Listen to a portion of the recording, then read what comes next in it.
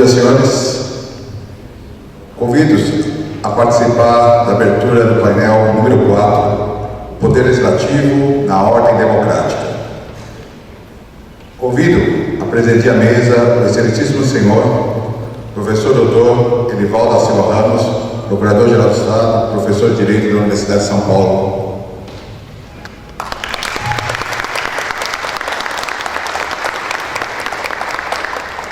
Convido a compor a mesa o excelentíssimo senhor, professor doutor Paulo Adib Cassep, presidente do Tribunal de Justiça Militar do Estado de São Paulo, professor de Direito da Universidade UniFMU.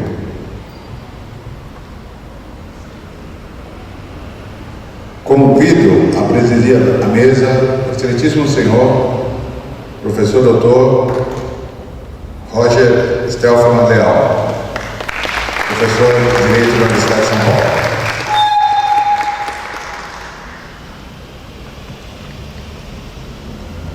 Convido a compor a mesa a excelentíssima senhora, professora doutora Carolina Cardoso Guimarães Lisboa, professora de Direito do Centro Universitário de Brasília.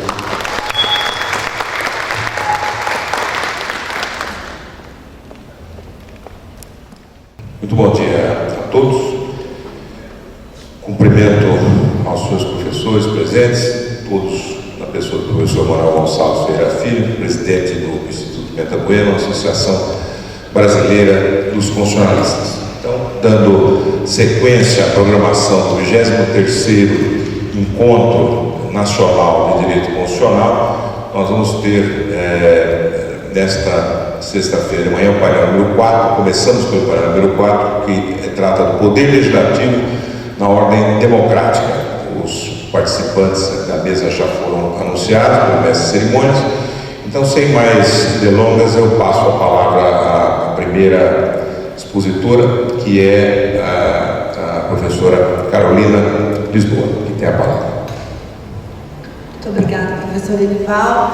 Eu gostaria, em primeiro lugar, de agradecer o convite para estar aqui nesse evento, que para mim é uma grande honra poder participar de um evento que é referência já na sua 23ª edição, e espero agir à altura desse evento que para mim é tão importante, coordenado pelo professor Manuel Gonçalves Ferreira Filho, meu orientador do doutorado. E o tema que eu trouxe para a discussão é, dentro do assunto Poder Legislativo na ordem democrática, a questão da perda de mandato do parlamentar e a necessidade da decisão da casa a qual ele pertence e a possibilidade ou não da prisão por sentença condenatória definitiva. Esse tema ele se insere no âmbito do estudo das normas referentes às prerrogativas parlamentares, especificamente no que toca à prisão e à questão da necessidade da deliberação do parlamento para a perda do mandato. Sendo a divisão dos poderes, a divisão funcional do poder, condição institucional da democracia, nas palavras do professor Manuel Gonçalves Ferreira Filho, a situação de membro de um órgão de soberania como é o parlamento proporciona ao titular um conjunto de prerrogativas que visam a preservação da independência do órgão, tanto quanto ao exercício da função, quanto da própria instituição, de modo a prevenir intromissões indevidas. No que interessa a essa exposição, a prerrogativa parlamentar de não ser preso, salvo em flagrante de crime inafiançável nos termos do que dispõe o parágrafo 2º do artigo 53 da Constituição de 88, se insere no âmbito das imunidades parlamentares, especificamente da imunidade formal, na dicção da doutrina brasileira, ou inviolabilidade para os portugueses e franceses. Cuida-se de norma cujo objetivo imediato é preservar a composição do órgão legislativo e sua independência perante os outros poderes do Estado, sendo seu fim imediato a proteção da liberdade física do parlamentar contra prisões ou perseguições arbitrárias de cunho político. Nesse sentido, a única exceção que a Constituição atual previu a regra de que o parlamentar não está sujeito à prisão é o caso de flagrante de crime inafiançável. Mesmo assim, a casa a qual pertence o parlamentar deverá se pronunciar sobre a manutenção da prisão. É de se notar, entretanto, que se por um lado a norma constitucional é clara ao admitir apenas uma única exceção à possibilidade de prisão do parlamentar, por outro lado, há certa dúvida quanto à viabilidade de o parlamentar ser preso também em razão de sentença condenatória definitiva. Essa incerteza advém da reprodução de entendimento do Supremo Tribunal Federal, supostamente nesse sentido.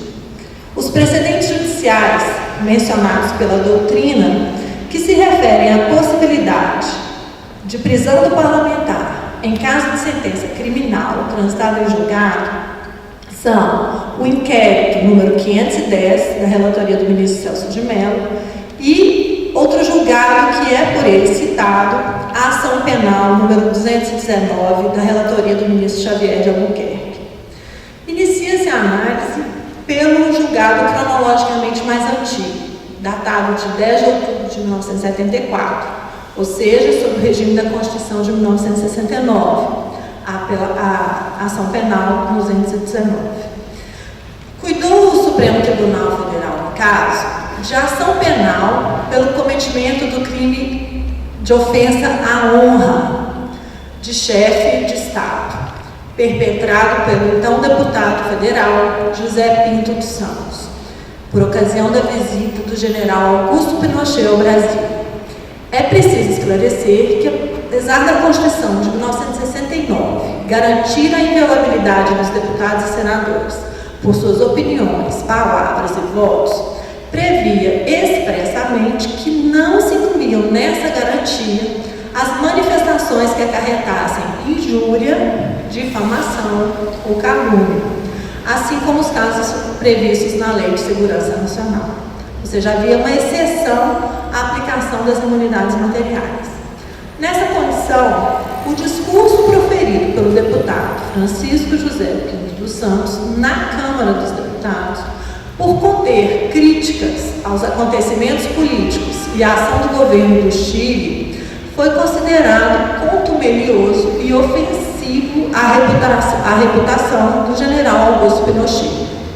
Restou, portanto, o acusado condenado como incurso nas penas do artigo 139 do Código Penal, difamação, combinado com o artigo 141, posto que o crime fora cometido contra chefe de governo estrangeiro. Definiu-se em 6 meses de detenção e multa as penas a serem aplicadas. E isso porque a maioria entendeu que a ofensa não era apta a colocar em perigo efetivo e concreto a segurança nacional. Caso contrário, o deputado teria sido condenado, como queria a minoria, a 2 anos de reclusão, como incurso no artigo 21 do Decreto-Lei 898 de 69. Dos votos vencedores, porém, a maioria negou a suspensão condicional da pena ao entendimento de que a personalidade do sentenciado e as circunstâncias do crime não autorizavam a presunção de que não tornaria a delinquir. Na sequência, declarou-se que incidiriam desde logo os efeitos da condenação, ou seja, a suspensão dos direitos políticos do sentenciado, de modo que não haveria qualquer impedimento à execução imediata da pena privativa de liberdade. É esse, portanto, o precedente citado pelo ministro Celso de Mello, relator do inquérito 510, julgado, referido pela doutrina, para concluir que, aspas, o STF entende ser possível a prisão decorrente de sentença judicial transitada em julgado. Fecha aspas. Nesse último precedente, o inquérito 510, julgado em 1991, o Supremo Tribunal Federal, já sob a vigência da atual Constituição, apreciou representação formulada pelo governador do Estado do Espírito Santo, Max Freitas Mauro, contra Gerson Camata, então senador da República, pela suposta prática de delitos contra a honra que teriam sido cometidos contra o chefe do Poder Executivo daquele Estado em discurso proferido pelo parlamentar no Senado Federal. Ou seja, tratava-se de analisar a questão referente à presença ou não da imunidade material a excluir o crime contra a honra.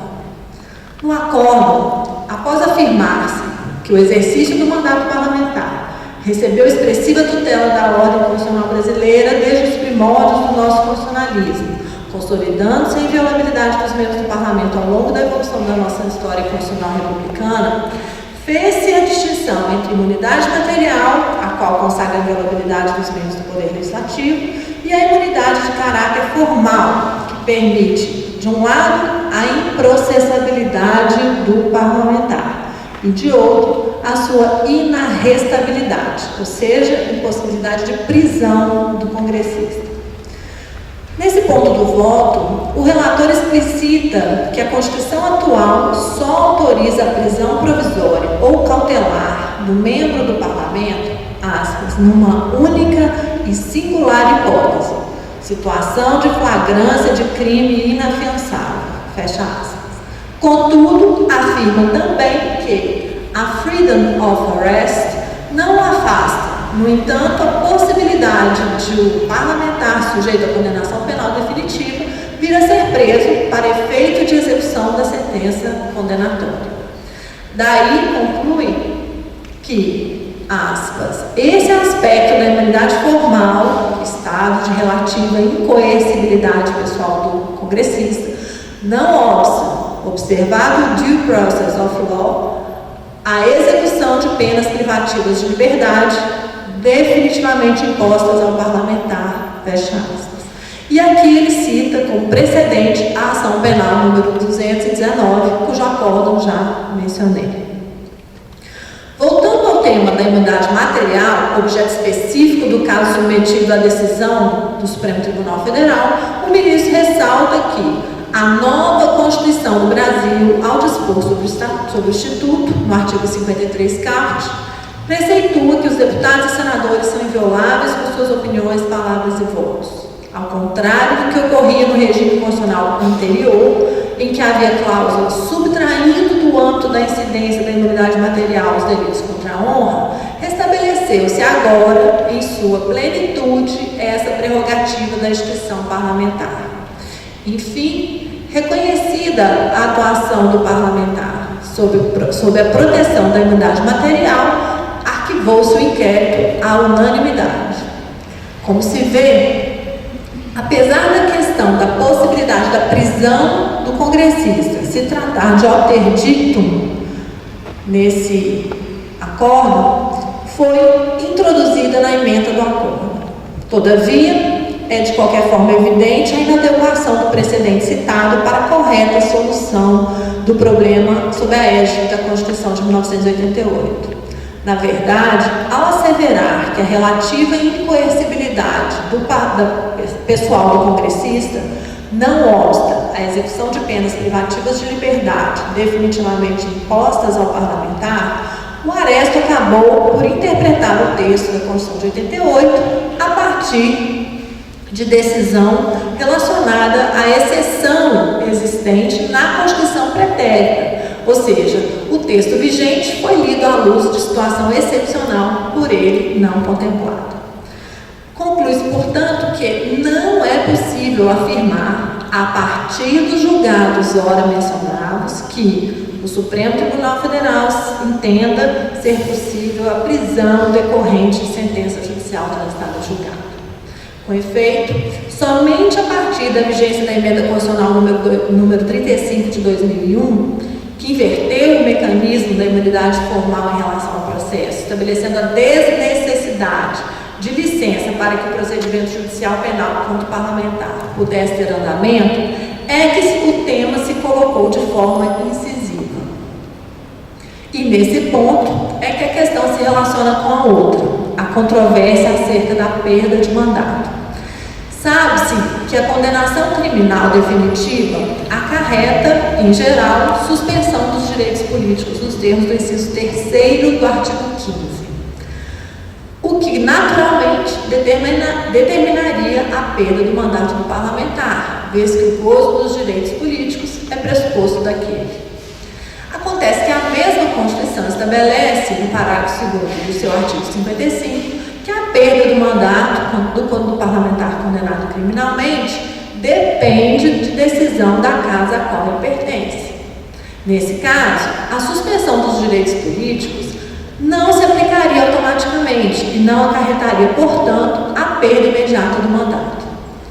Em razão desse aparente conflito de normas, o Supremo Tribunal Federal já concluiu, em maio de 1995, ao julgar o recurso extraordinário número 179.502, relator ministro Moreira Alves, que a previsão do artigo 55 é especial em relação à norma geral contida no artigo 15, de modo que a decisão da perda do mandato parlamentar será constitutiva quando sobrevier condenação criminal e declaratória nos demais casos de perda ou suspensão de direitos políticos.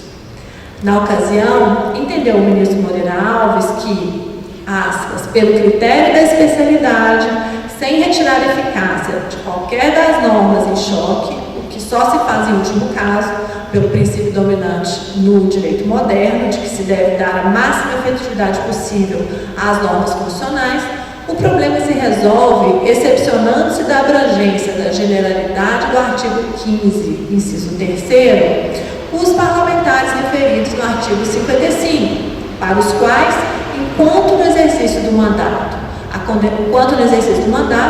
condenação criminal por si só e ainda quando transitado em julgado não implica a suspensão dos direitos políticos, só ocorrendo tal se a perda do mandato vier a ser decretada pela casa a que ele pertencer. Quanto a esse assunto, ao contrário do que ocorre com respeito à questão da prisão, é possível afirmar que o Supremo tem entendimento fixado. Isso se demonstra a partir do acordo recém-mencionado, RE 179.502, no qual o tema posto era exatamente a controvérsia apresentada ao tribunal e não o óbvio interdito, bem como outras decisões que foram posteriormente proferidas, no RE 225.019, relator ministro Nelson Jobim, em agosto de 1999, e no RE 418.876, relator ministro Sepúlveda Pertence. Este último julgado, em março de 2004, teve a emenda redigida de forma a espelhar a compreensão do tribunal sobre o assunto. Da suspensão dos direitos políticos, efeito da condenação transitada em julgado, ressalvada a hipótese excepcional do artigo 55, parágrafo 2º da Constituição, resulta por si mesma a perda do mandato eletivo ou do cargo do agente político. Tanto no caso do RE 225.019 quanto no RE 418.876, o Supremo Tribunal Federal analisou a questão da perda do mandato do parlamentar condenado criminalmente para concluir que, em se tratando de parlamentar federal, estadual ou distrital, a perda não é automática. Depende de um juízo político do plenário da Casa Parlamentar. Trata-se de juízo político outorgado pela Constituição ao Parlamento para que resolva sobre a conveniência da exclusão do congressista. Tendo em vista o claro entendimento, que se pode dizer fixado, é possível afirmar que, em dezembro de 2012, no julgamento da ação penal 470, famoso mensalão, o tribunal se afastou da jurisprudência em desrespeito ao que está expressamente fixado pela Constituição e, portanto, contrariando os fins por ela perseguidos, que são garantir que a perda do mandato dos representantes, em caso de condenação criminal, somente ocorrerá por deliberação de seus pares e não por imposição do Poder Judiciário. No caso, o resultado do julgamento ocorreu por apertada maioria. Foram 5 votos contra 4 para decretar a perda imediata dos mandatos dos parlamentares julgados na ação penal 470, ao argumento principal de que, aspas, condenado o deputado ou senador no curso de seu mandato, pela mais alta instância do Poder Judiciário Nacional, inexiste espaço para o exercício do juízo político ou de conveniência pelo Legislativo, pois a suspensão dos direitos políticos, com a consequente perda do mandato eletivo, é efeito irreversível da sentença condenatória. Tal fundamento, verbalizado pelo ministro Joaquim Barbosa, foi corroborado pelo ministro Celso de Mello, para quem a insubordinação legislativa ou executiva ao comando emergente de uma decisão judicial revela-se comportamento intolerável, inaceitável e incompreensível. Pouco tempo depois, em agosto de 2013, já com 2 novos membros empossados no tribunal, teve lugar o julgamento da ação penal 565, cujo réu era o senador Ivo Cassol, o qual restou condenado a 4 anos e 8 meses de detenção em regime semiaberto. Na ocasião, a solução foi divergente e decidiu-se por maioria pela aplicação do parágrafo 2º do artigo 55, reconhecendo-se que a perda do mandato deveria ser decidida pelo Senado Federal. Porém, no caso que envolveu o deputado federal Nathan Donadon, o tema voltou a ser debatido, agora com um desdobramento no mínimo curioso, para usar as palavras do professor José Levi Melo Amaral Júnior, que escreveu um artigo a propósito do assunto logo depois. O artigo está publicado no conjunto. Com o trânsito em julgado da decisão, que condenou Donadon às penas de 13 anos, 4 meses, 10 dias de reclusão e multa em regime inicial fechado, o parlamentar foi recolhido à penitenciária por ser considerada imediatamente execuível a condenação em decorrência da automática suspensão dos direitos políticos. Nesse ponto, volta à evidência a questão inicial dessa exposição, qual seja a impossibilidade de prisão do parlamentar em razão de sentença condenatória nos termos do parágrafo 2º do artigo 53. Esse tema foi novamente apreciado em questão de ordem na ação penal 396, caso Donadon, resgatando-se mais uma vez o inquérito 510, como precedente a amparar tal entendimento, para se afirmar que, aspas, a prisão a que se refere o dispositivo constitucional é a prisão de natureza cautelar, não a decorrente de sentença condenatória definitiva transitada em julgado, fecha aspas. Nesse sentido, nas palavras do ministro Teori Zavascki, ainda que pendente de deliberação pela casa respectiva, a perda de mandato ou não do parlamentar condenado definitivamente não há empecilho constitucional algum a que o judiciário promova a execução da pena privativa de liberdade a ele imposta. Na sequência, 28 de agosto de 2013, a Câmara dos Deputados colocou a questão em votação e o número de votos favoráveis à cassação do deputado Nathan Donadon não atingiu a maioria absoluta, de modo que se chegou à esdrúxula situação de um parlamentar no exercício do mandato eletivo e, ao mesmo tempo, cumprindo pena privativa de liberdade. Em face da não cassação do mandato pela Câmara dos Deputados, o líder do partido de oposição, o deputado federal Carlos Sampaio, impetrou o mandado de segurança em busca da anulação dessa não deliberação. Há um entendimento de que na hipótese, a perda de mandato do parlamentar não estaria sujeita à decisão do parlamento, mas à mera declaração da mesa da Câmara dos Deputados. O relator, o ministro Roberto Barroso, apesar de tecer sólidas considerações sobre o tema, proferiu decisão monocrática concessiva da liminar, ao fundamento de que a regra geral de que cabe a cada uma das casas do Congresso Nacional, respectivamente, a decisão sobre a perda do mandato do deputado ou senador que sofrer condenação criminal transitada em julgado, não se aplica em caso de condenação em regime inicial fechado, por tempo superior ao prazo remanescente do mandato do parlamentar. Em tal situação, segundo o ministro, a perda se dá automaticamente, por força da impossibilidade jurídica e física de seu exercício.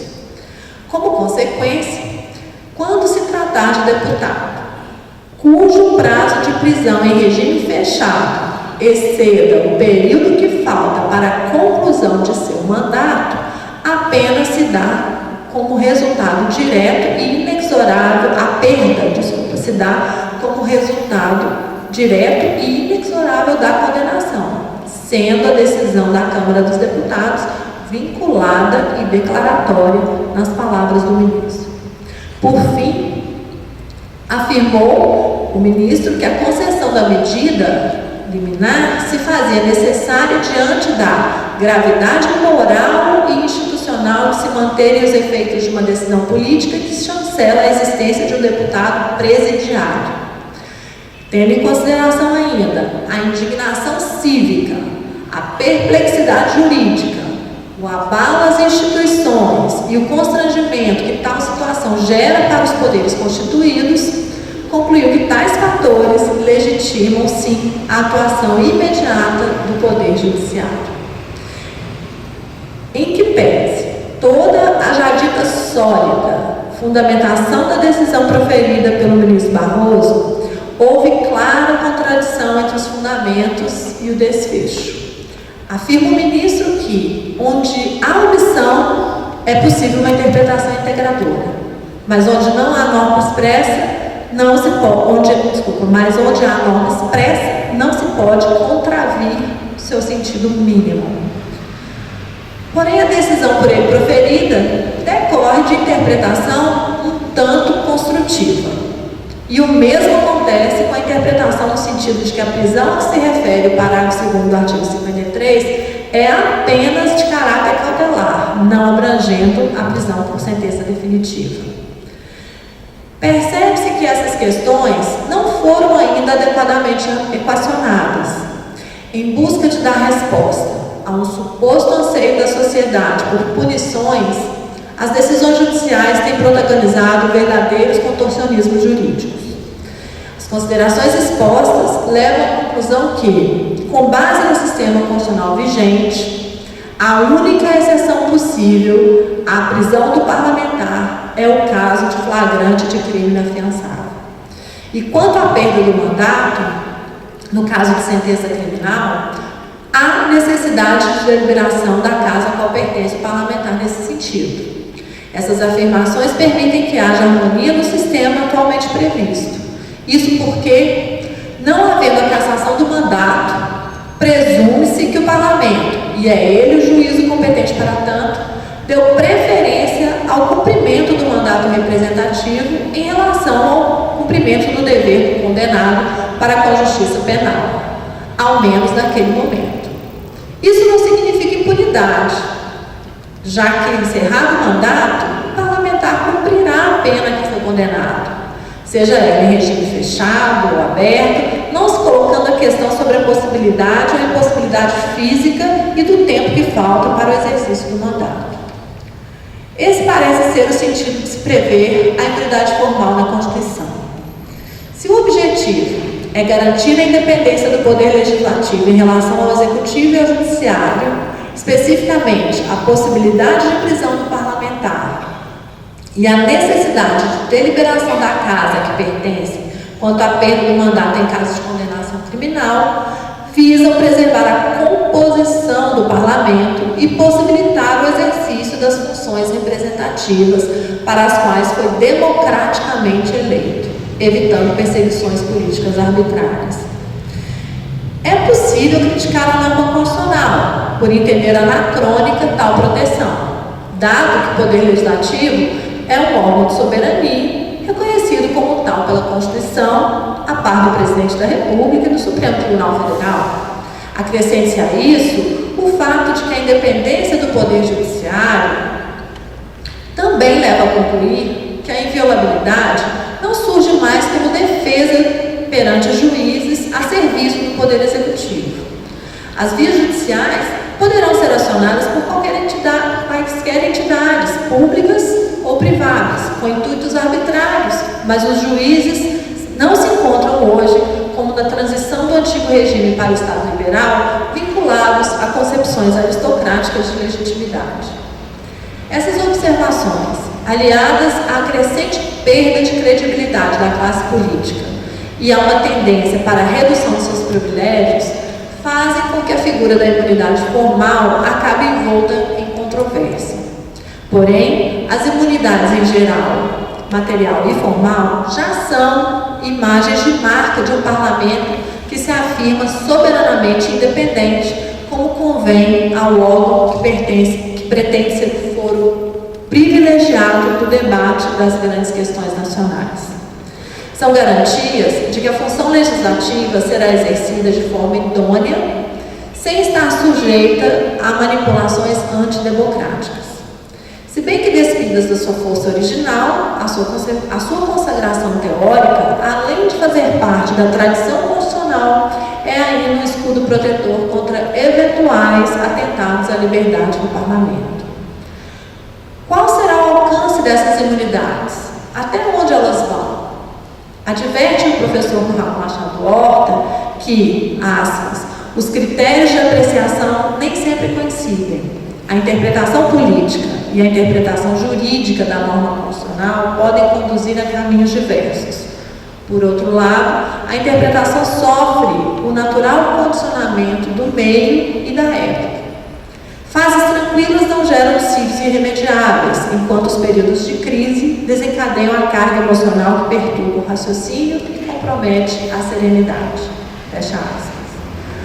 Assim como foi implementada a salutar alteração constitucional pela emenda constitucional número 35 de 2001, aniquilando a improcessabilidade dos parlamentares, também mostra-se necessária, se essa for efetivamente a vontade do poder constituinte derivado, a modificação formal da Constituição no que se refere à possibilidade de perda do mandato parlamentar em caso de condenação criminal e a respectiva prisão. Isso porque o texto claro do artigo 55, parágrafo 2º, exige a deliberação da casa a qual pertence o parlamentar, bem como pelo fato de que a prisão do parlamentar por sentença condenatória não é autorizada pelo parágrafo 2º do artigo 53 da Constituição em vigor. O descompasso dessa situação ficou evidente a partir do andamento dos processos penais instaurados contra os parlamentares desde a superveniência da emenda constitucional 35, chegando ao fim do procedimento jurisdicional com a condenação criminal de vários parlamentares. A questão veio se colocando de maneira constrangedoramente frequente. Daí as interpretações judiciais que surgiram buscando equacionar o problema, sem contudo alcançarem esse objetivo. Consequentemente, alertou o próprio ministro Barroso: imaginar o Poder Judiciário como um tutor geral da República, além de comprometer a legitimidade democrática do poder político, significaria decretar a menoridade das demais instituições. Há mais de um século, Pimenta Bueno, comentando a inviolabilidade na Constituição do Império, arrematava com essas palavras sempre atuais, aspas, essa inviolabilidade legal não produz a inviolabilidade moral na opinião do país, que certamente tem o direito de apreciar como seus representantes cumprem o seu mandato e a liberdade de reelegê-los ou não, segundo seus atos e opiniões. Obrigada.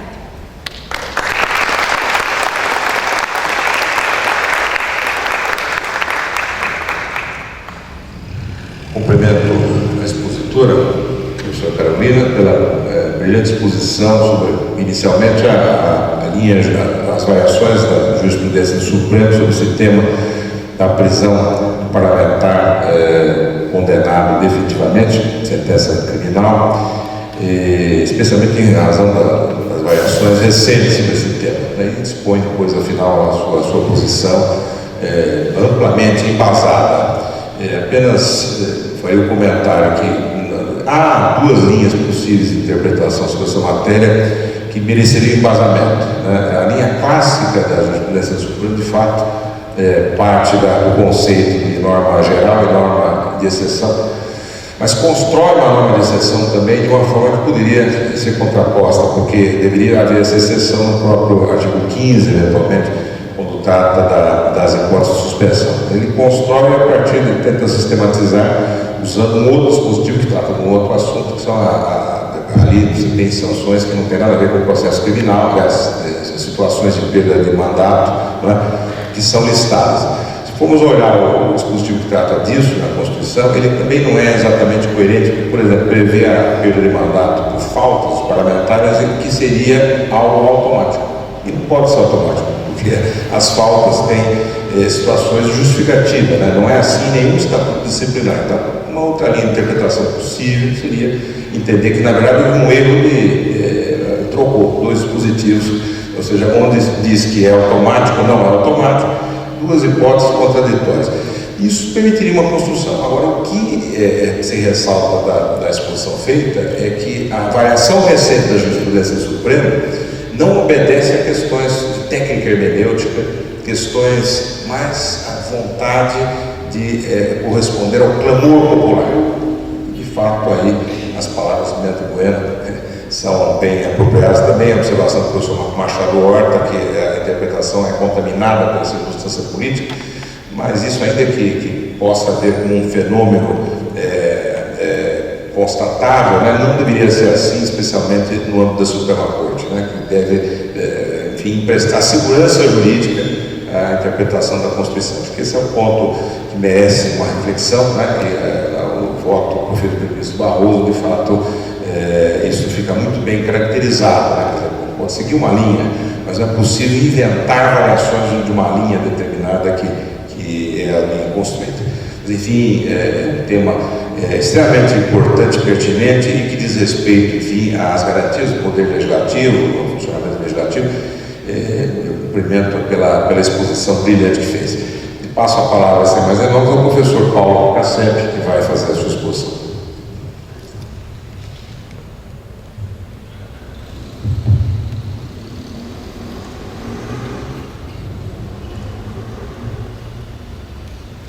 Bom dia a todos.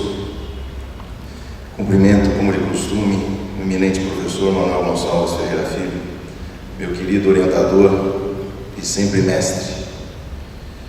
É uma honra e graças à generosidade dele é que sempre me convida para participar desses encontros anuais no Instituto Pimenta Bueno.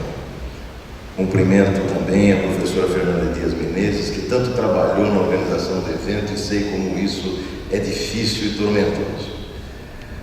Cumprimento o presidente da mesa, eminente procurador-geral do Estado, professor titular Elivaldo da Silva Ramos e os eminentes professores que partilham comigo esta mesa, o professor Roger Estevão Leal e a professora Carolina Lisboa.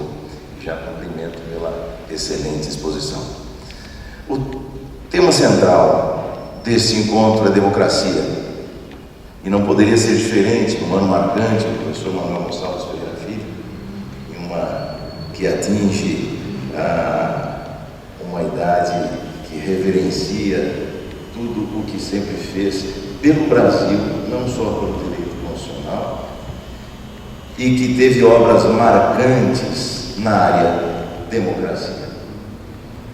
E procurei, então, neste painel, que se refere especificamente ao Poder Legislativo, tentar um tema que associasse a democracia direta e a democracia representativa.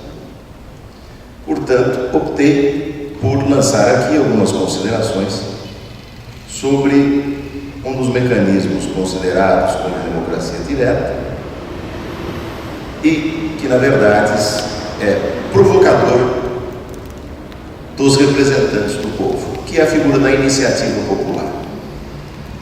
Nossa Constituição, evidentemente, faz em pelo menos 31 dispositivos referências a instrumentos de participação popular. O artigo 14 relaciona os três tradicionais mecanismos de democracia direta, o plebiscito, o referendo e a iniciativa popular, sendo a iniciativa popular, vamos dizer, aquele que estaria menos próximo de favorecer o cesarismo. Portanto, dedico aqui algumas considerações sobre a iniciativa popular, que foi definida por Jelinek como um direito público subjetivo do povo e por Mirino Merchan como iniciativa pública não estatal. Num balanço geral do que se encontra mundo afora no plano da iniciativa popular, é interessante aqui mencionar algumas experiências estrangeiras. A Itália, por exemplo, a Constituição italiana prevê a iniciativa popular mediante subscrição de 50 mil eleitores. Lembrando que a população atual da Itália é de 60 milhões de habitantes. E o requisito constitucional é de 50 mil eleitores para subscrever o projeto de lei. É interessante uma discussão que houve na doutrina a respeito de eventual iniciativa para a proposta de reforma constitucional, uma vez que isso não está claro, e a inclinação no sentido da possibilidade, como indicou Paulo Biscaretti de Rufino. Uma peculiaridade interessante do modelo italiano é que o projeto de iniciativa popular pode ser endereçado ao presidente de qualquer uma das câmaras, diversamente do modelo brasileiro, em que é encaminhada necessariamente à Câmara dos Deputados. Na Itália, o projeto, que deve ser articulado e contendo já as justificativas de seus objetivos, pode ser encaminhado ao presidente de qualquer uma das câmaras. As assinaturas devem ser autenticadas, seja por um notário, por um secretário municipal, por um juiz de conciliação, por um juiz de direito, e, inclusive, o servidor que autentica, ele dá fé da manifestação do eleitor analfabeto que queira aderir ao projeto. Os regimentos legislativos prevêem, inclusive, a possibilidade de que um dos proponentes, um dos cidadãos proponentes, possa manifestar-se durante o processo legislativo perante a comissão parlamentar competente. E o regimento do Senado prevê, inclusive, preferência na tramitação dos projetos de iniciativa popular.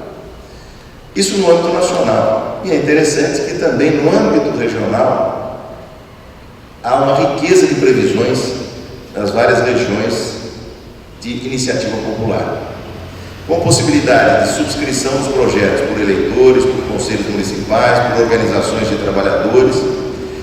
E em relação à subscrição por eleitores, há uma grande variedade nas regiões dos requisitos, principalmente do número de assinaturas necessárias. E isso vai desde Basilicata, que prevê 2.000 assinaturas, até Friuli, Venetia, Giulia, com 15.000 assinaturas, passando por Calabria e Vêneto, 5.000 assinaturas, Toscana e Vale de Aosta, 3.000 assinaturas. Em algumas regiões, a iniciativa popular é restrita a projeto de lei. Em outras regiões, há a possibilidade de iniciativa popular, de projeto de regulamento e até para a instauração de procedimento administrativo, como Piemonte, Marcas, Apulia. Em algumas regiões, a restrição de um campo material excluído da iniciativa popular, em outras não. Em algumas regiões, o eleitor pode pedir, o cidadão que subscreve, o autor do projeto, pode pedir auxílio ao Conselho Regional para a redação do projeto, e inclusive pedido de reembolso de despesas ocorridas na busca da preparação do projeto e sua apresentação. Em Liechtenstein, puxa, mas precisa citar Liechtenstein, que é uma curiosidade.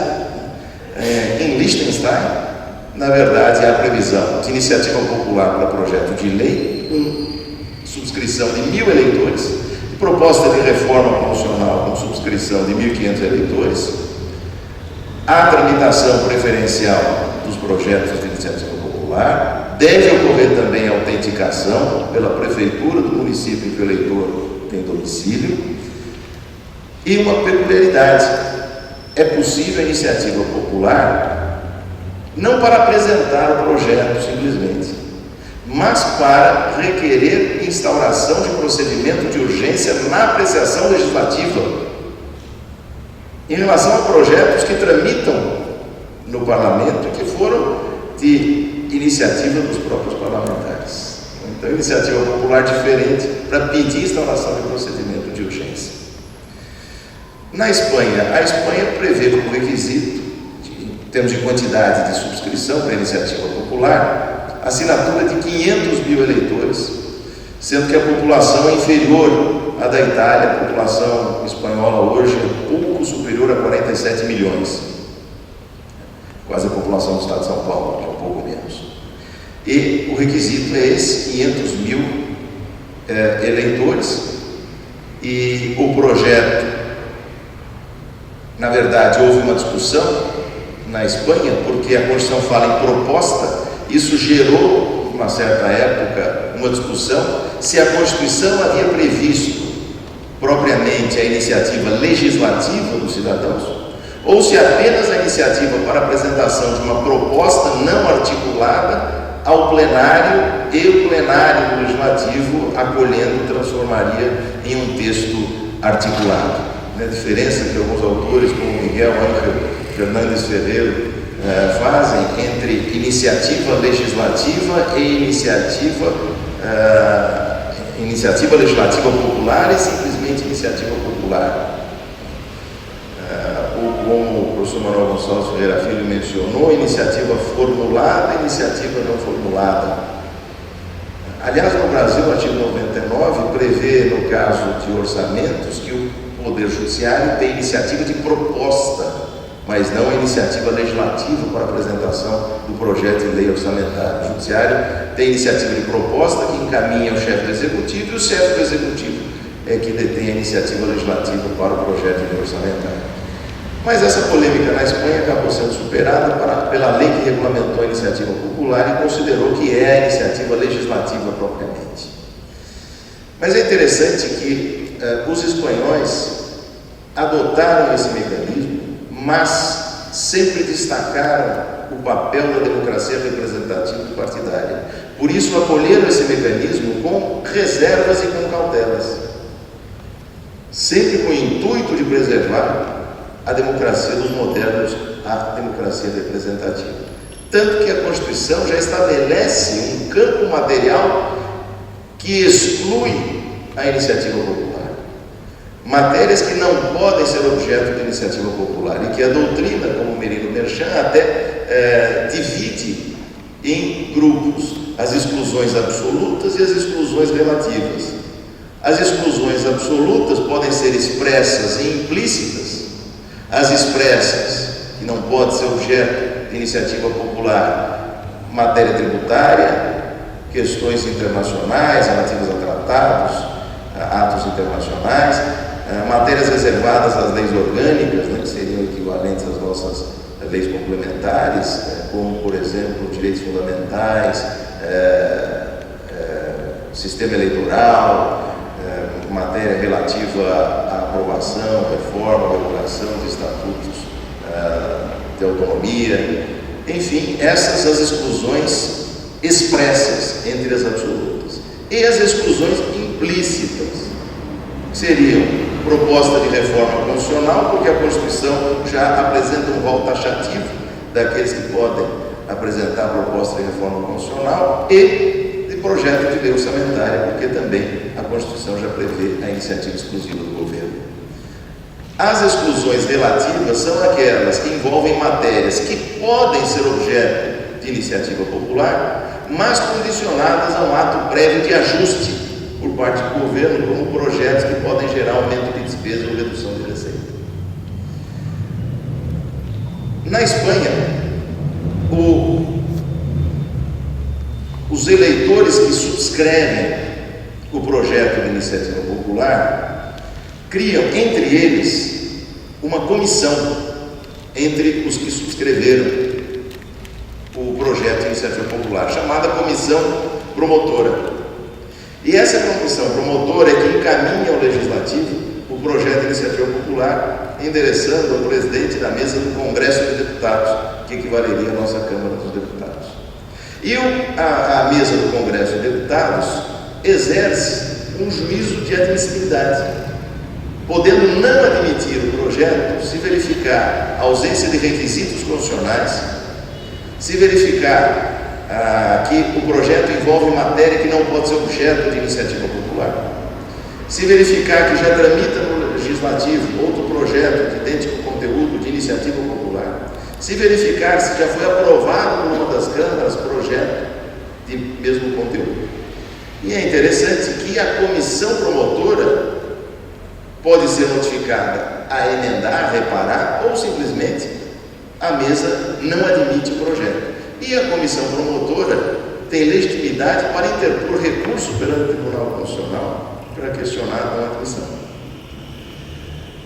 Uma outra curiosidade do sistema espanhol é que o projeto de iniciativa popular não precisa de imediato comprovar a coleta dos 500.000 eleitores, da assinatura dos 500.000 eleitores. Na verdade, ao admitir o projeto de iniciativa popular, a mesa do Congresso de Deputados comunica à Junta Eleitoral Central, que notifica a comissão promotora, abrindo o prazo de 6 meses para que a comissão promotora possa obter as 500.000 assinaturas, admitindo uma prorrogação de prazo por mais 3 meses por força maior. Então, aí outra peculiaridade interessante do sistema espanhol. A Áustria também há previsão de iniciativa popular legislativa, com subscrição de 100.000 eleitores, e a proposta é encaminhada à Junta Eleitoral Federal, que encaminha ao Parlamento. E também há na Áustria essa figura nas regiões e na esfera municipal. E alguns autores, como Jaume Vernet e Lobé, no seu sistema federal austríaco, destacam que é muito mais comum esse instrumento nos planos regional e municipal do que no plano federal. E um destaque para Salzburgo e Tirol. Na Suíça, há uma previsão de iniciativa para reforma da Constituição, iniciativa popular para reforma da Constituição, para autorizar uma reforma global da Constituição ou parcial de partes específicas. No caso de iniciativa exercida para a reforma global da Constituição, não significa que necessariamente toda a Constituição deverá ser revista, mas que está autorizada a revisão global da Constituição de qualquer dispositivo. Isso sendo admitido, haverá uma votação. Sendo aprovada a autorização para a revisão global, haverá uma renovação das câmaras para realizar a revisão. Se a proposta for para a reforma de parte específica da Constituição, se for em texto genérico não articulado, haverá um encaminhamento ao Parlamento, a deliberação. Se for aprovado, ainda submetido a referendo e aos cantões. Se houver rejeição, há uma consulta popular e, se prevalecer a necessidade da sua implementação, a Assembleia terá que implementar. Se a proposta sobre reforma de parte específica já tiver o texto articulado, se houver rejeição, a Assembleia apresenta um contraprojeto, prepara 3 questões e um referendo para que se decida qual será implementado. Existe também iniciativa legislativa no plano local e um exercício realmente até que contundente. Nos Estados Unidos, uma referência interessante é a previsão dos estados membros da iniciativa popular, e também com uma grande variedade, mas sobretudo uma divisão interessante entre iniciativa direta e iniciativa popular indireta. A iniciativa popular direta, uma fração do eleitorado apresenta o projeto que será submetido à votação pelo eleitorado e o parlamento não poderá intervir. Isso existe previsão em vários estados, como Arizona, Califórnia, Colorado, Nebraska, Oklahoma, e a iniciativa indireta, que prevê a apresentação, evidentemente, ao parlamento, e se houver rejeição, haverá uma consulta popular posterior, como Alasca, Ohio, Nevada, Michigan. No Brasil, a iniciativa popular é disciplinada também pela Lei 9.709 de 98 e pelo artigo 61 da Constituição, obviamente, porque temos uma iniciativa legislativa pluralista que inclui, inclusive, os cidadãos. Inicialmente, em relação à emenda à Constituição Federal, prevaleceu o entendimento de que a relação constitucional é taxativa, tanto que está dentro disso que se chama reforma política, se é que se pode chamar de reforma política, aquilo que não se sabe o que é. Um dos itens é uma proposta para inserir no artigo 60 da Constituição a previsão de iniciativa popular para a emenda à Constituição Federal. Aliás, a reforma política hoje, eu costumo brincar, chamar de cuscuz. Né? Cuscuz a gente vê que tem um monte de coisa dentro, não sabe o que é e não tem gosto de nada. Hoje, reforma política tão falada também, a gente não sabe o que é, né? O cuscuz político. Um dos itens que apareceu nesse bolo é essa proposta para inserir a previsão de uma proposta de iniciativa popular, uma proposta de emenda à Constituição Federal. Há previsão para a Constituição estadual, por exemplo, previsão do Estado de São Paulo. A Constituição prevê os requisitos, todos sabem que são requisitos que obviamente dificultam e não poderia também ser diferente, senão nós teríamos aquelas filas imensas, cada um com o seu projetinho, contendo o seu capricho pessoal à porta do Congresso Nacional. E os requisitos constitucionais são subscrição por 1% do eleitorado nacional, em pelo menos 5 estados, com não menos de 0,3% do eleitorado de cada um desses 5 estados. A Lei 9.709 de 98, que trata dos instrumentos de democracia direta, inclusive a iniciativa popular, prevê que o projeto de iniciativa popular deve abranger tema único e a Câmara dos Deputados, que é a casa que recebe o projeto de iniciativa popular, não pode rejeitá-lo por vício formal e deverá colaborar para ajustes de imperfeições de redação e de técnica legislativa.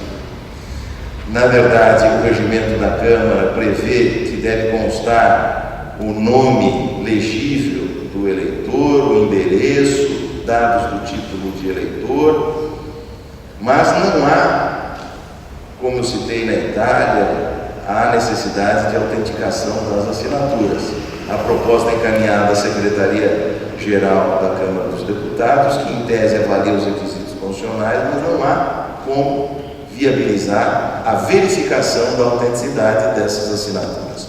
Há um instrumento que facilita ou que legitima mesmo eventuais vícios, que é a designação de um deputado para conduzir o processo legislativo, o projeto no processo legislativo, que evidentemente pode regularizar eventual vício quanto a esse ponto. Inclusive, há a possibilidade de entidades da sociedade civil patrocinarem a coleta dessas assinaturas e a apresentação desse projeto de iniciativa popular. Há um projeto interessante que tramita no Congresso Nacional, até semana passada ainda estava em trâmite, que é a autorização de assinaturas eletrônicas para tentar facilitar a apresentação desses projetos. De todo modo, acho até mais interessante um sistema que existe na Câmara e no Senado, que é um instrumento de democracia direta, que são as comissões de legislação participativa para receber projetos de entidades da sociedade civil. Quis lembrar então aqui, nessas breves palavras, uma figura tão esquecida no Brasil da iniciativa popular e, como eu disse, um dos instrumentos de democracia direta que menos risco provoca a um fator de cesarismo, hoje tão comentado principalmente na América Latina. Evidentemente que eu citei vários exemplos estrangeiros. O Brasil teve poucos projetos de iniciativa popular com êxito, né? O último, evidentemente, com grande destaque, a Lei Ficha Limpa. Mas em relação aos outros, evidentemente, é o que está menos afeto ao cesarismo.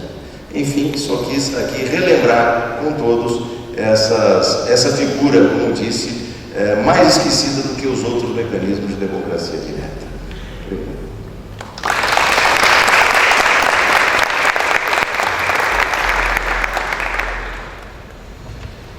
Cumprimento também aqui o professor Paulo Casselli, presidente também do Tribunal de Justiça Militar do Estado de São Paulo, pela elucidativa exposição sobre esse instituto que de fato continua sempre atual, importante, mas vamos concordar com os espanhóis aqui que ele atua, em alguma medida, como uma correção dos instrumentos normais de iniciativa no processo legislativo, mas que efetivamente resultam, mais às vezes, de iniciativa parlamentar no Poder Executivo, que não é o normal.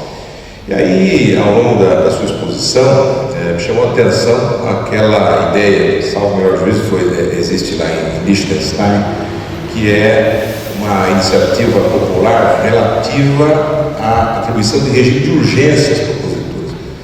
Eu diria que talvez pudesse imaginar alguma coisa, porque aqui nós temos sempre no auditório diversos alunos, muitos de pós-graduação, que eu vejo aqui, muitos à procura de uma boa ideia, de uma dissertação, de uma tese, muitas vezes, e aí é um assunto interessante, né? Imaginar novas aplicações para a iniciativa popular dentro do processo legislativo, não só a iniciativa popular no sentido de apresentar projetos de lei, eventualmente até propostas de emenda, como há essa propositura em tramitação no Congresso, né, ou faz parte do elenco aí de medidas de reforma política, mas imaginar uma prioridade de pauta para alguns assuntos, porque essa é uma questão grave no nosso processo legislativo, nós se dá um poder exacerbado à presidência das casas, e não é por outra razão que nós assistimos hoje aí, está em todos os jornais, né, essa luta feroz, né, para ver quem, se é o governo que vai fazer o presidente, se é o maior partido,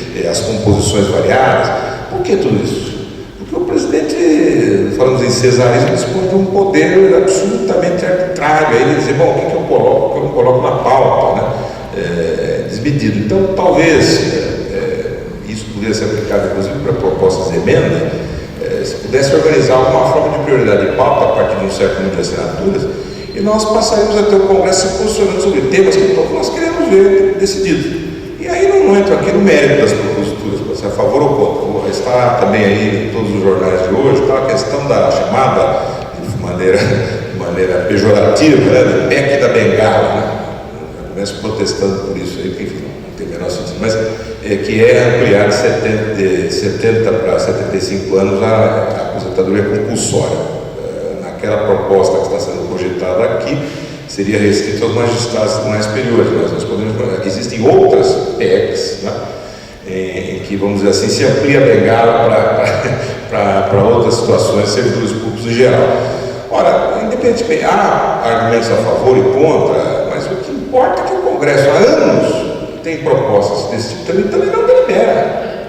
Não delibera, porque dizem, porque cada presidente quer indicar os nomes para o Supremo Tribunal Federal. Não se pode permitir algo assim uma democracia. Quer dizer, que é importante que se o Congresso quiser, aprova parcialmente, rejeita. A questão da maioridade penal, da mesma maneira. Quer dizer, bom, se acha que aquilo é inconstitucional, então arquiva as propostas efetivamente, etc.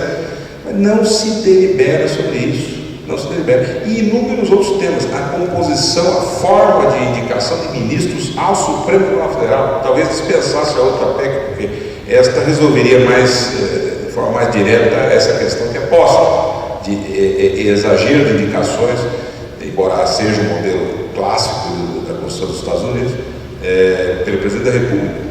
Eu acho que essas ideias talvez pudessem ser melhor trabalhadas, porque projetos de iniciativa popular, rigorosamente, o professor Roger me lembrava ainda aqui, mesmo a lei do ficha limpa, que supostamente teria de iniciativa popular, na verdade não foi, porque os parlamentares acabaram suprindo ali a questão do problema das assinaturas, então é uma lei que resultou. E é muito difícil, em qualquer ideia interessante que surja, que algum parlamentar não vá ali e incorpore e apresente um projeto de lei.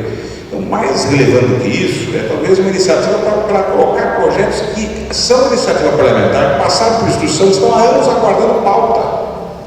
Isso é uma questão relevantíssima, podia dar um uso maior à iniciativa popular. Mas, de qualquer maneira, o processo legislativo sempre é uma preocupação dos nossos encontros. O professor Paulo Casseb, que é especialista em processo legislativo também, com o nosso presidente, o professor Manuel Gonçalves, e que trouxe aqui um aspecto bastante interessante da ordem do dia, que suscita realmente o interesse de todos. Eu parabenizo pela clara e culta exposição a respeito do Instituto.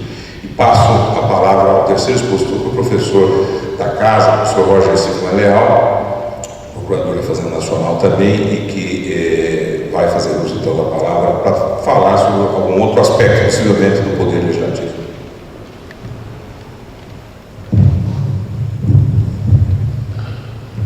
Muito bom dia a todos. Gostaria primeiramente de cumprimentar os membros que compõem esse painel, a partir do seu presidente, o professor titular Eduardo Silva Ramos, também a professora Carolina Lisboa e o professor Paula de Casseb. Reiterar meus agradecimentos ao convite formulado para participar desse evento, desse painel.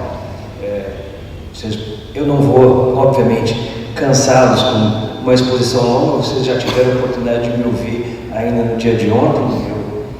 Nesse evento acabei tendo a dupla tarefa de expositor, ontem e hoje, e pretendo fazer minha exposição, ou cingir minha exposição, a breves considerações relacionadas à relação entre democracia e poder legislativo, que justamente é o tema do painel dessa manhã, iniciando talvez uma discussão sobre um outro aspecto, que é a discussão relacionada à deliberação legislativa. A nossa Constituição enuncia uma cláusula que é evidentemente relevante na composição do sistema constitucional brasileiro, que é a cláusula do Estado Democrático de Direito. É claro, essa é uma cláusula que admite diversas compreensões, concepções, mas me parece que uma compreensão possível da cláusula do Estado Democrático de Direito, que de alguma maneira guarda relação com uma cláusula que também consta na Constituição de Portugal, a cláusula do Estado de Direito Democrático, lá há uma inversão das expressões, sugere uma compreensão, no meu modo de ver, que relaciona, primeiro, a submissão do poder ao direito, ou seja, o poder político está sujeito ao direito, uma ideia talvez preliminar, uma noção bastante elementar do Estado de Direito, que é a submissão do poder político ao direito, e que esse direito seja democrático. Ou seja, um Estado democrático de direito é aquele Estado em que o poder político está sujeito ao direito e que esse direito é legitimado democraticamente. Que esse direito é, de alguma forma, produzido por mecanismos democráticos.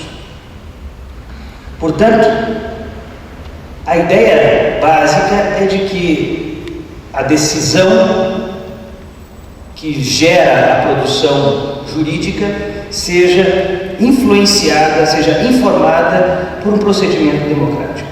Esse processo decisório, portanto, para ser democrático, deve contar com a participação do povo. Participação essa que é viabilizada pelo mecanismo da representação política.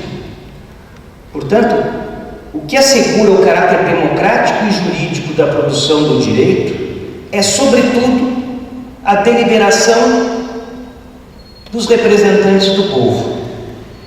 E, nesse sentido, a deliberação legislativa é, possivelmente, o elemento central da legitimação do direito pelos representantes do povo, ou melhor, o elemento central do Estado democrático de direito. Quero simplesmente me cingir ao aspecto de que o que realiza a legitimação democrática do direito é, sobretudo, o processo legislativo. Nós falávamos ainda na tarde de ontem e na manhã de ontem também sobre diversas questões de processo eleitoral, e evidentemente o processo eleitoral é um elemento fundamental da democracia. Contudo, é necessário que, resultante desse processo eleitoral, nós tenhamos representantes do povo, e esses representantes do povo atuem na legitimação do direito, na produção do direito, na definição dos rumos do país a partir da aprovação de leis que se tornam fonte de direito. Nesse particular, como eu disse, o elemento central do processo legislativo, do Estado Democrático de Direito, é justamente a discussão e a deliberação das proposições legislativas. É nessa fase, sobretudo, que a atuação do Poder Legislativo garante e assegura a realização do Estado Democrático de Direito. Portanto, pretendo discutir a questão da deliberação legislativa, que, no meu modo de ver, é talvez o elemento mais importante, ou um dos mais importantes, que permite a realização do Estado Democrático de Direito e que relaciona poder legislativo à democracia. Os autores, hoje em dia, há uma produção bastante vasta sobre a questão da democracia deliberativa.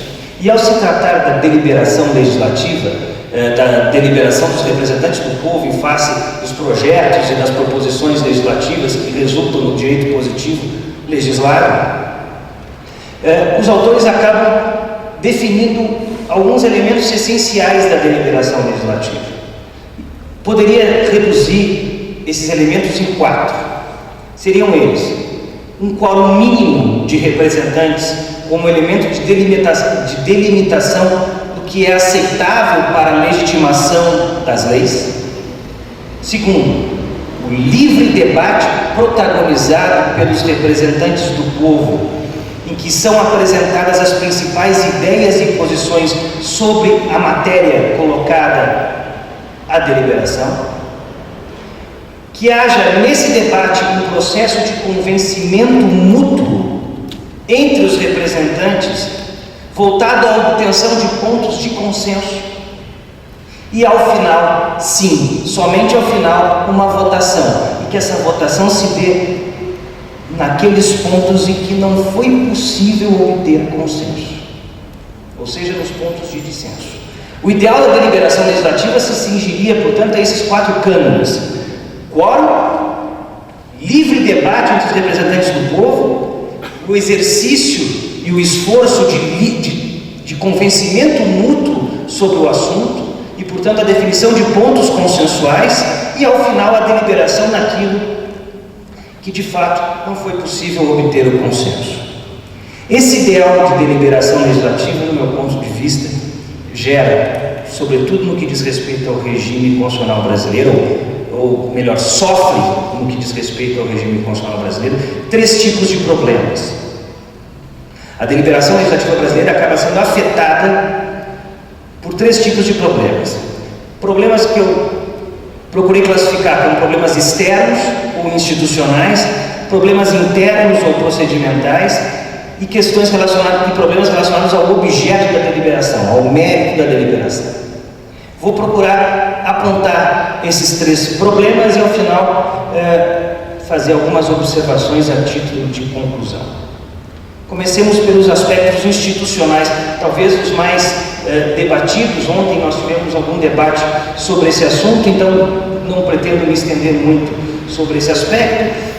Vou tratar basicamente de dois elementos, ou 2 problemas institucionais externos que afetam a deliberação legislativa.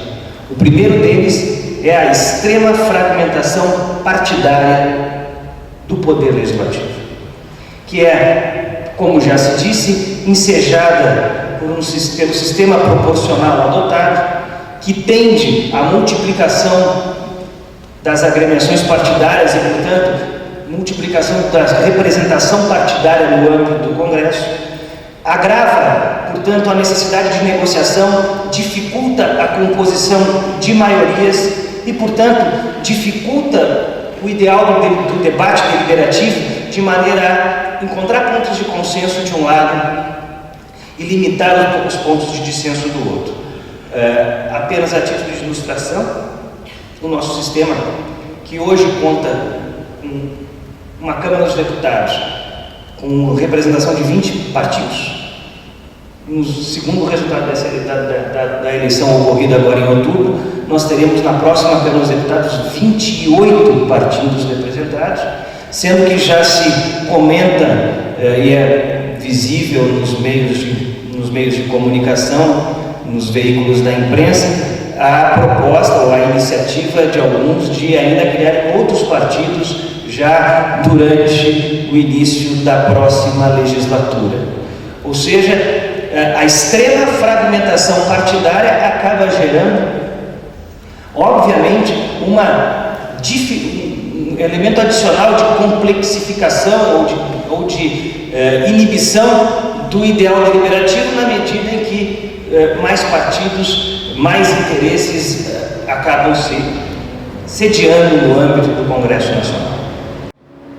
O segundo aspecto institucional que afeta a deliberação legislativa é a ausência de canais institucionais de relacionamento e interdependência entre governo e parlamento. Como todos sabem, o nosso sistema político ainda estabelece um regime em que legislativo e poder executivo são radicalmente independentes, em que as suas relações são relações que não possuem canais institucionais próprios, e isso acaba gerando, portanto, um déficit, diria eu, um déficit que aponta a falta de instrumentos de responsabilidade política entre tais esferas, que acaba desestabilizando o processo legislativo.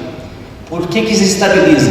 Porque exige que os governos tenham que, a cada votação importante, adquirir o apoio de parlamentares, construir maiorias, gerando negociações individualizadas ou setorizadas das mais diversas índoles.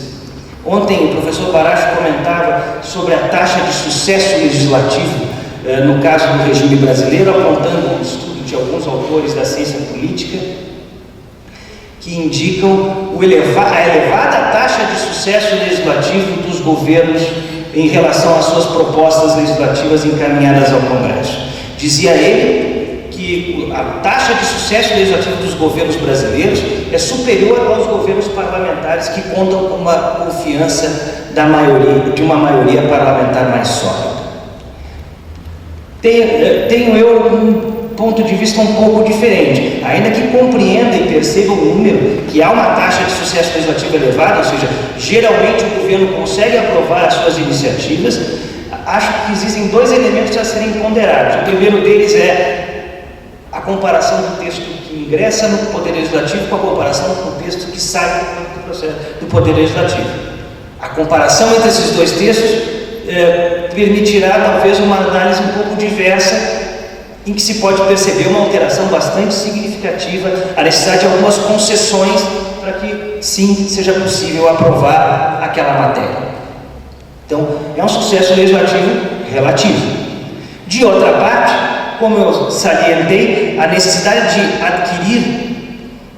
de negociações informais para compor maiorias acaba, de um lado, por exigir relações de trocas das mais diversas índoles, e essas trocas acabam, quando feitas, retirando o parlamentar do debate político. O parlamentar vota sim ou não, de acordo com o que acertou com o governo, independente do que ele pense ou venha a pensar sobre aquela proposta. A sua participação no debate legislativo acaba sendo, muitas vezes, formal. E essa formalidade, essa atuação protocolar de determinado grupo de parlamentares acaba por reduzir o nível do debate legislativo e da deliberação feita. Esses aspectos, me parecem, apontam na direção de uma redução do ideal da deliberação legislativa brasileira, porque gera um parlamento pulverizado, fragmentado, portanto é muito mais difícil debater com um parlamento com 20 ou 28 partidos representados, e ao contrário, essa relação não institucional entre governo e parlamento acaba muitas vezes por desanimar parlamentares a participar do debate, de maneira que eles acabam votando com o governo por outros interesses, por outras razões. Aspectos internos, aspectos procedimentais que dificultam ou criam inibições ou óbices à deliberação legislativa ideal. Primeiro, a questão do quórum. Falei lá no início, o quórum é o primeiro elemento, o primeiro cânone da deliberação legislativa. No caso brasileiro, para que uma matéria seja sujeita à deliberação, salvo aquelas que têm quórum qualificado, é necessário a presença da maioria absoluta dos membros da Casa. No caso da Câmara dos Deputados, de 513, 257, no caso do Senado, 81 senadores, 41 senadores. É preciso que estejam presentes à sessão. Presentes à sessão, maioria absoluta, a maioria da maioria absoluta aprova o projeto de lei, ou seja, um quarto do parlamento, um quarto da Casa Legislativa aprova um projeto de lei. Sinceramente, acho que o nosso ideal de deliberação legislativa se perde um pouco quando nós exigimos um quarto do parlamento como sendo maioria para aprovar uma lei. Em segundo lugar, nós no parlamento não contamos só com votos favoráveis e contrários. Nós contamos com voto de abstenção, alguns parlamentos contam com voto de obstrução, há outros tipos de votos que não sim ou não ao projeto, o que acaba também estimulando o parlamentar a não participar, ou dando espaço a que o parlamentar não tenha que se envolver com aquele debate legislativo específico. Além disso, nós temos ainda muito presente entre nós, e a prática legislativa é rica nesses exemplos, nós temos a prática da votação simbólica. A prática da votação simbólica é, de alguma maneira, revelada, e isso não é segredo, a TV Câmara e a TV Senado passam semanalmente isso também ocorre nas comissões do Parlamento. A votação simbólica se dá simplesmente com o presidente da Casa Legislativa, que dirige a sessão, indagando aos seus membros sobre a proposta legislativa da seguinte maneira: aqueles que estão de acordo permaneçam como se acham. A partir daí, os parlamentares têm duas maneiras de atuar. Aqueles que estão de acordo permanecem como estão. Aqueles que não estão de acordo passam a abanar os braços. E o presidente afere a votação no visual. Ou seja, ele verifica se há mais parlamentares abanando os braços ou se há mais parlamentares sem abanar os braços. E anuncia o resultado. Eu quero dizer que o presidente da Casa não é só importante porque monta a pauta legislativa, mas em muitas votações só o voto dele é que prevalece. Porque afinal de contas é ele que declina o resultado. Alguém dirá, é possível um recurso disso? Os regimentos internos de fato prevêem o sistema da votação nominal. De fato, as casas legislativas hoje contam com um sistema eletrônico em que os parlamentares registram o seu voto de maneira a contabilizar de maneira correta. É verdade. Todavia, no caso da Câmara dos Deputados, por exemplo, votação nominal só é possível requerer de uma em uma hora. O regimento interno da Câmara dos Deputados, depois de requerer votação nominal numa votação, só permite que novo requerimento de votação nominal seja aceito depois de uma hora. O que acontece é simples. Quando há um projeto muito polêmico que os parlamentares não querem revelar a sua posição, se apresenta um requerimento anterior pedindo adiamento da votação. Esse adiamento da votação é deliberado, alguém requer votação nominal. E aí a votação nominal recai sobre o requerimento de adiamento. Em seguida, rejeitado o requerimento de adiamento, passa-se a votação no mérito do projeto. Só que, em seguida, não é possível mais requerer votação nominal e, portanto, não se sabe como como os parlamentares de fato votam no parlamento. E muitos acham que nós já abolimos o voto secreto no parlamento. Muitos projetos de lei são aprovados dessa forma. Muitos. Pior que isso, é que há vários projetos de lei importantes que são aprovados mediante acordo de liderança. O que é o acordo de liderança? Os líderes dos partidos se reúnem e concordam que, em relação àquele projeto ou àquela sessão legislativa, nenhum partido encaminhará pedido de votação nominal. Nenhum partido encaminhará pedido de votação nominal. O que acontece nessa sessão? Os parlamentares vão no início da sessão, marcam presença e vão embora. Ficam 5, 6, 10, 15, certamente muito menos do que o conjunto do auditório, muito menos. E votam o projeto. Votam o projeto sem votação nominal, o que significa dizer que o presidente é que vai declarar todos os votos, porque há um acordo de que ninguém requererá deliberação nominal e, portanto, não se contará votos. Porque se houver algum pedido de votação nominal, a sessão não seguirá, porque a votação nominal mostrará no painel de que os parlamentares não há quórum suficiente para seguir a deliberação. Não é só em sala de aula que os alunos assinam a presença e saem. Isso ocorre também no parlamento.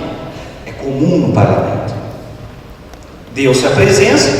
O curioso é que nunca houve arguição de inconstitucionalidade em relação a isso. E bastaria juntar a fita de vídeo da transmissão da votação, porque isso, como eu disse, passa toda semana na televisão. Isso não é segredo, e essa votação não embora não se saiba como os parlamentares votaram, a sessão de votação não é secreta, ela é transmitida. Não é possível verificar lá 5, 6, 10 parlamentares votando por 513. É possível. No fundo, o que eu quero de alguma maneira apontar é que a nossa deliberação legislativa sofre diversos problemas procedimentais. Nós continuamos com o mesmo sistema de processo legislativo e de deliberação legislativa da metade do século passado, em que a presença se dá formalmente pela assinatura de uma lista, ou mesmo mediante a marcação da presença no painel, mas o parlamentar não está mais presente na deliberação, e as transmissões das sessões legislativas pouco importam para isso. Os mecanismos de votação pelo sistema eletrônico ainda são feitos como eram feitas as votações nominais, ou seja, de uma em uma hora, etc. Enfim, em pleno século XXI, imagino que nós poderíamos imaginar o processo legislativo e um formato de deliberação legislativa muito mais eficaz e efetivo. Por fim, o último conjunto de problemas. Eu falei de problemas institucionais ou externos, problemas internos ou procedimentais. A última linha de problemas são os problemas relativos ao objeto da deliberação. E a questão do objeto da deliberação, no meu modo de ver, se cinge à seguinte questão. A deliberação legislativa, na verdade, é uma deliberação que se dá entre correntes políticas diferentes. O parlamento, de alguma maneira, representa o conjunto da sociedade e as diferentes opiniões que nela se encontram. Portanto, a deliberação legislativa, na verdade, deveria ser, sobretudo, um debate de ideologias e correntes políticas diferentes sobre determinado assunto, sobre determinada matéria. A questão que acho relevante colocar é: se é um debate de ideologias, se deveria ser ao menos um debate ideológico, se deveria ser um debate entre correntes políticas que se contrapõem, quais são os elementos básicos que diferem essas correntes, que, portanto, ensejam o debate? No meu modo de ver, são concepções relativas a valores fundamentais. As ideologias divergem naquilo que entendem por liberdade, naquilo que entendem por igualdade, naquilo que entendem de como deve ser a proteção da propriedade, naquilo que entendem de como deve ser a prestação de serviços de saúde, educação, etc. Não por acaso esses valores são veiculados no texto constitucional e são veiculados no texto constitucional como direitos e garantias fundamentais.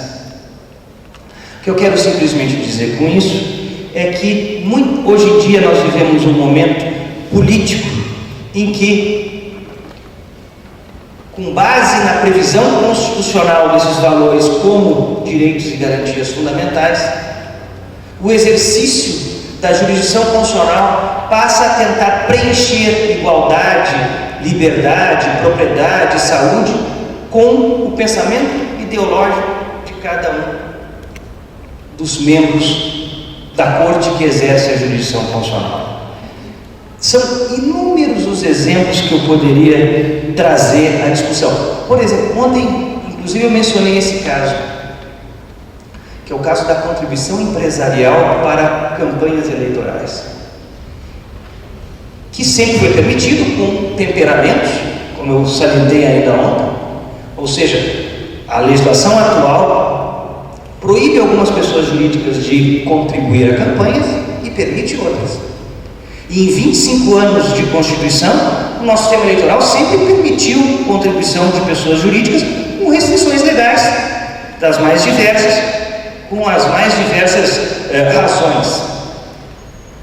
O Supremo Tribunal vem e extrai do direito de igualdade uma violação que decorreria da desigualdade que há entre empresas e pessoas físicas, e que as pessoas físicas estariam em desvantagem, os cidadãos, as pessoas físicas estariam em desvantagem em relação às pessoas jurídicas, porque essas têm condições de contribuir mais do que as pessoas físicas. Sincero, honestamente, acho uma construção para lá de criativa. A professora Carolina falava de construções criativas do Supremo Tribunal Federal. Me parece que nesse caso é um outro caso, em que há uma construção criativa do Supremo Tribunal Federal em nome do princípio da igualdade. Como talvez tenha sido também em nome do princípio da igualdade uma construção criativa o caso do regime civil da união entre pessoas do mesmo sexo, em que em todos os lugares, a maior parte dos países do mundo, ao menos do mundo desenvolvido, esse é um tema legislado. Aqui é um tema objeto de decisão jurisdicional. Enfim, poderia elencar inúmeros casos em que os direitos fundamentais e outros preceitos constitucionais são utilizados de maneira a desenvolvê-los e estendê-los de sorte a atuar como poder legislativo. Nós chegamos ao paradoxo muitas vezes de ter casos em que o mesmo direito é invocado nos dois polos. O caso da pesquisa científica com células tronco embrionárias, por exemplo, quem atacava a possibilidade, quem impugnava a possibilidade de pesquisa, desse tipo de pesquisa, dizia que ela violava o direito à vida dos embriões. Aqueles que defendiam a iniciativa diziam que, ao contrário, protegia a vida das pessoas que seriam beneficiadas pela pesquisa. O direito à vida era argumento para os dois lados, que também é um pouco o que ocorre com a discussão sobre a constitucionalidade do regime de cotas. Quem ataca as cotas diz que o regime de cotas viola o direito à igualdade, quem defende as cotas diz que as cotas promovem o direito à igualdade. Esse é um debate jurisdicional ainda. Sincero, honestamente, esse não é um debate sobre visões diferentes sobre igualdade, sobre visões diferentes sobre o direito à vida, sobre visões diferentes sobre diversos aspectos da vida e da vida social. Ou seja, a questão se as empresas podem ou não podem contribuir para campanhas eleitorais, isso não é um debate legislativo, em que se vai discutir a participação maior ou menor do mercado nas campanhas eleitorais, e, portanto, é um debate que partidos de esquerda terão uma posição, partidos de direita terão outra posição, mas, sinceramente, honestamente, a Constituição diz alguma coisa sobre isso? A Constituição veda ou proíbe ou autoriza? Sinceramente, honestamente, acho que a Constituição não tem nada a dizer sobre isso. Acho que esse é um tema tipicamente de um debate legislativo ideológico difícil que se faz pela via jurisdicional. O que eu quero simplesmente salientar é que o avanço da jurisdição constitucional nesses temas acaba por reduzir o objeto da deliberação legislativa. Ou seja, a deliberação legislativa, que deveria sim ser o foco do debate ideológico, das correntes políticas, das soluções que contrapõem valores diferentes, acaba sendo reduzido, sufocado por uma atuação ativista, para citar um tema que é da preferência do professor Edivaldo da Silva Ramos, de uma atuação ativista da jurisdição constitucional que acaba reduzindo o debate legislativo, fazendo opções ideológicas à guisa de interpretar a Constituição e, ao final, tornando o debate, não só o debate legislativo, mas a produção legislativa, uma produção técnica, regulamentar. Não à toa, hoje em dia, a Constituição fala, e as Constituições anteriores não falavam, lei regulamentará determinada matéria. Isso seria, para autores mais clássicos, uma contradição, porque a lei não é regulamento. Todavia, hoje em dia, essas tecnicalidades parecem defasadas ante a atual realidade. Indo para a conclusão, me parece que é necessário repensar a deliberação legislativa no Estado Democrático de Direito do Brasil. Nós precisamos sim de melhorias no processo legislativo, melhorias nos aspectos institucionais que dotem a relação entre governo e parlamento de canais institucionais de coordenação, que introduzam modificações no sistema eleitoral de maneira a minimizar os efeitos da fragmentação partidária no parlamento. Obviamente também que precisamos renovar o sistema de deliberação legislativa, sobretudo a partir da tecnologia que hoje se dispõe,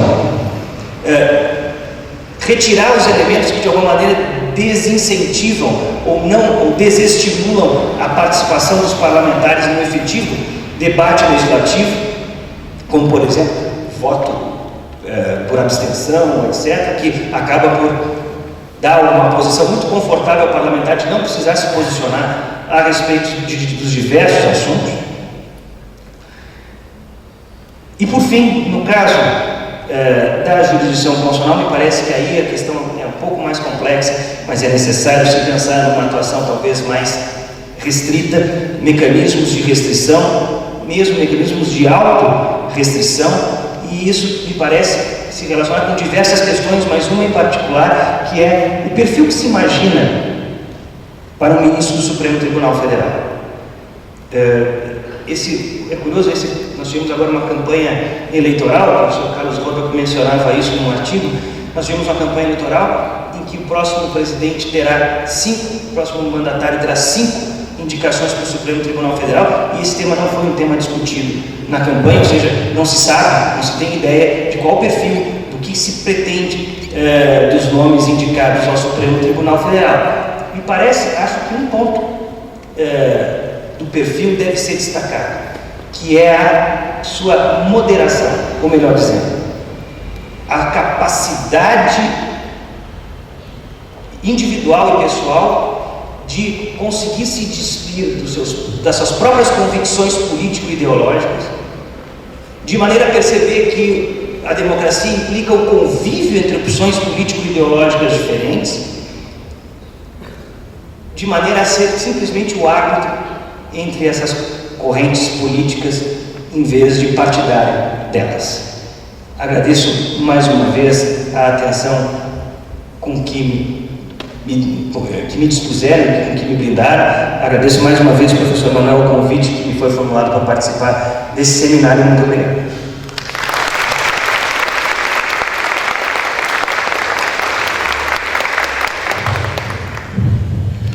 Cumprimento o nosso terceiro expositor, o professor Roger Silva Leal, que de fato atacou aqui o núcleo, né, das atividades do Poder Legislativo, que é dentro do processo legislativo a etapa deliberativa, né, enfim, transformação de proposituras em lei, emendas, enfim, ou a sua rejeição, apontando diversos aspectos muito bem e didaticamente expostos. Eu só ressaltaria, tenho feito aqui pensando aspectos que me chamaram a atenção nas várias exposições, que eu acho que ele termina por onde começa, né? Que aponta a questão institucional do grande problema brasileiro, que eu considero qualquer reforma política que não busque equacioná-lo e não traga alguma melhora nesse aspecto, vai simplesmente abarcar questões periféricas. A questão central é o excesso de partidos. Não é possível conviver com 28 partidos representados no parlamento. Isso é fruto de uma visão equivocada, né? E que o parlamento é mais legítimo quanto maior número de opções. Então nós vamos multiplicar isso ao extremo, no limite, então são 513, um para cada posição política, porque haverá variações. Evidentemente tem que se dar organicidade, eficiência ao parlamento, e a eficiência se reflete na deliberação. Aí vai a questão ideológica que aparece ao final, o objeto da deliberação, quer dizer, a falta de um debate ideológico maior. Mas isso ocorre exatamente porque há um excesso de partidos, porque nós vamos diferenciar posições a esse ponto, 28 ideologias aqui no Brasil. Evidentemente isso não existe, os partidos são decompostos em função de outros interesses, né, isso se completa com uma gama variada de disposições inadequadas da Constituição, porque atribui a um único parlamentar o direito de incorporação direta da proporcionalidade. Então, evidentemente, uma das moedas de troca na barganha política é a propositura de ADIs, né, ações diretas. Para isso precisa só ter um deputado ou senador.